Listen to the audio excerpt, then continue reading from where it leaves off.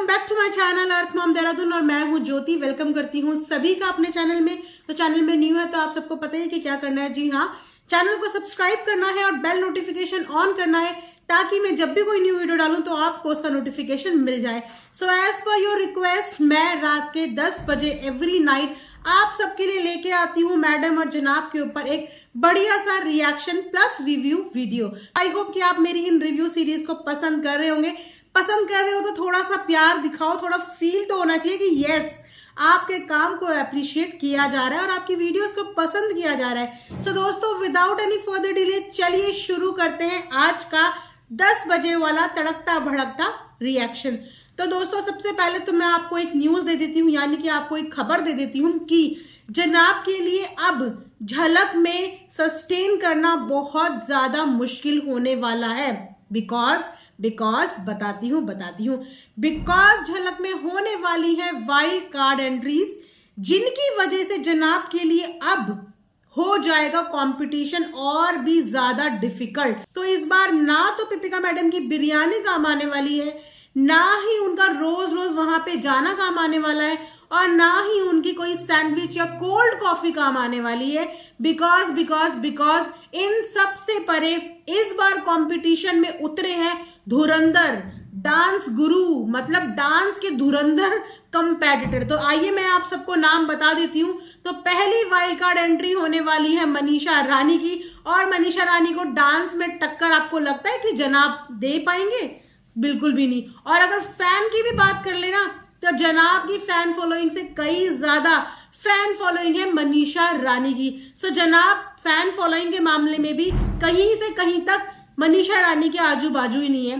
उसके बाद जो दूसरा नाम सामने आ रहा है वो आ रहा है आवेश का। जी हाँ, अगर आवेश की भी बात कर ले तो आवेश के भी फैन फॉलोइंग इतनी ज्यादा है और आवेश भी डांस में अच्छा खासा प्रो है, तो उनको भी कोई टक्कर नहीं देने वाला। और जो तीसरा नाम आ रहा है वो आ रहा है धना का, और अगर धना को भी आप नहीं जानते तो वो भी one of the very good dancer है।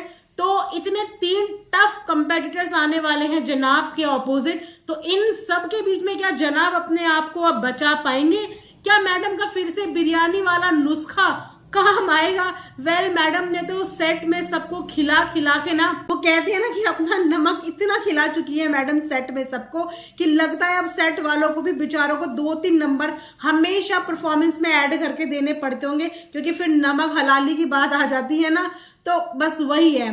तो उसके बाद हम लोग मेन चीज पे बात करने वाले हैं जिससे रिलेटेड मैंने थंबनेल और टाइटल भी डाला है। जी हाँ, अगर आपने डब्बा का व्लॉग फॉलो किया होगा या उनका व्लॉग देखा होगा तो उनके व्लॉग में एक पर्टिकुलर सीन था जिसके बारे में मैं अपनी प्रीवियस वीडियो में डिस्कस करना भूल गई थी। सो मैंने सोचा इस वाली वीडियो में मैं वो पॉइंट को कवर कर लूंगी। तो जब डब्बा का सेलिब्रेशन चल रहा था, यानी कि डब्बा जब केक कटिंग के टाइम पे जा रही थी, तो वहां पे मैडम ने डब्बा को एक चीज बोली थी कि रूह को पकड़ना है। सबसे पहला क्वेश्चन मेरा इसी बात पे खड़ा होता है कि मैडम ने ये बात क्यों बोली कि रूह को पकड़ना है।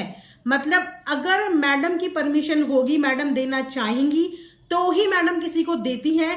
क्या बुआ का कोई हक बच्चे पे नहीं होता कि वो बिना बोले अपनी मर्जी से उसको अपनी गोदी में ले ले, या सिर्फ विद मैडम की परमिशन ही वो बच्चा किसी के पास जा सकता है? बिकॉज वो लाइन मुझे बड़ी अजीब सी लगी। मतलब ऐसा कौन बोलता है कि पकड़ना है, लेना है? अगर सामने वाले को लेना है तो पहली बात तो ये है कि आप उससे पूछ क्यों रहे हो, और सामने वाले को आपसे पूछना क्यों है, जबकि वो सामने वाला आपका अपना सगा भाई है, बहन है, ननद है या सास है, मतलब रिश्ता है आपका, तो एक हक बनता है। तो पहले तो मुझे वो क्वेश्चन ही बड़ा अजीब सा लगा।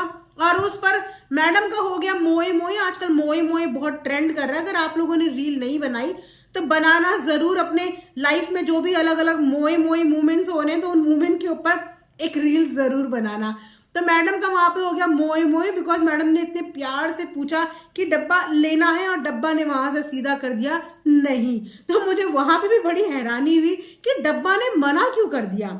शायद कहीं ना कहीं डब्बा भी मैडम के प्रोपोगंडा को समझने लगी है कि मैडम सिर्फ जहां पे फोकस होता है वहां पे ही अपने आप को भी ले जाना पसंद करती है, और बेबी को तो ले जाना ही पसंद करती, क्योंकि आपने देखा ही कि जनाब के जितने भी शूट में मैडम जाती थी, मैडम अपने साथ साथ बेबी को कवर करवाना कभी भी नहीं भूलती थी और बहुत खुश हुई थी जब बेबी का डेब्यू हुआ था, यानी कि फर्स्ट टाइम बड़ी स्क्रीन पे बेबी दिखा था, तो वो बहुत ज्यादा खुश हुई थी।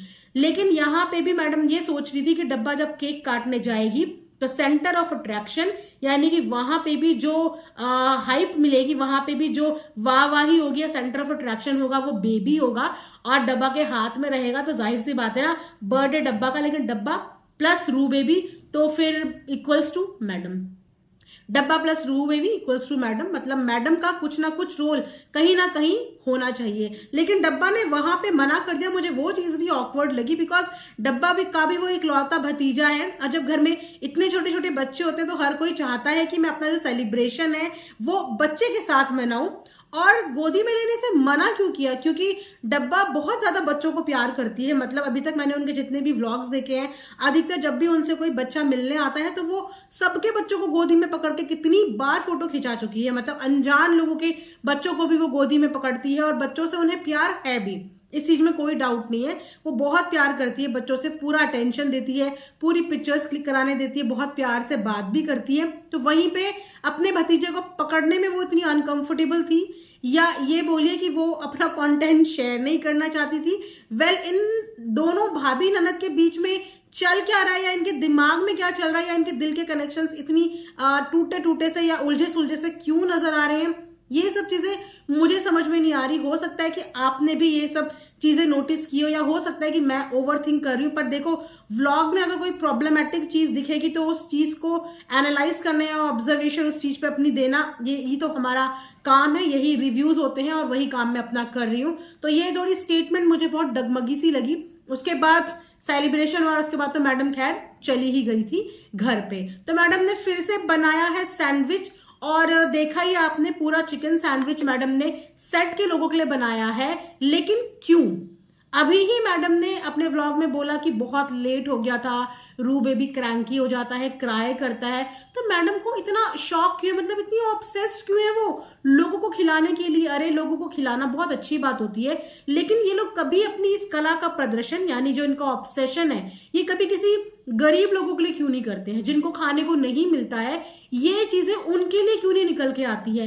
सेट के लोगों को सेट की तरफ से शूट पे अच्छा खासा मील प्रोवाइड किया जाता है, सब लोग अच्छे घर से भी हैं, खाने की किसी को कोई कमी नहीं है, लेकिन उसके बावजूद इतना इतना खर्च करके, अपना टाइम लगा के, इतनी इतनी क्वांटिटी में चीजें बना के मैडम जो सेट पे भिजवाती हैं, इतना ही भिजवाने का शौक है। तो मुझे लगता है कि मैडम को ये सब चीजें उन गरीब लोगों को देनी चाहिए जिनको वाकई में खाने की जरूरत है, जिस तरीके से डब्बा करती है। अब डब्बा और मैडम में सिर्फ इतना डिफरेंस है कि डब्बा कुकिंग कर नहीं पाती, कोशिश करती है पर नहीं कर पाती, तो वो बाहर से रेडीमेड चीजें खरीद के फिर भी अपनी तरफ से इनिशिएटिव लेती है बाहर देने का। लेकिन मैडम कुकिंग करती है, कुकिंग करना जानती भी, और अच्छी अच्छी क्वांटिटी में बना भी सकती है, लेकिन वो सिर्फ खिलाती उन्हीं को है जिनको खिलाने से उनको फायदा मिलता है, उन लोगों को नहीं खिलाती जिनको खिलाने से उनको दुआएं मिल सकती हैं। तो ये थोड़ा लॉजिक मुझे मैडम का ना समझ में नहीं आता। वेल, ऊपर से दूसरी चीज ये कि सब कुछ चिकन, सब कुछ nonveg, every time nonveg nonveg nonveg.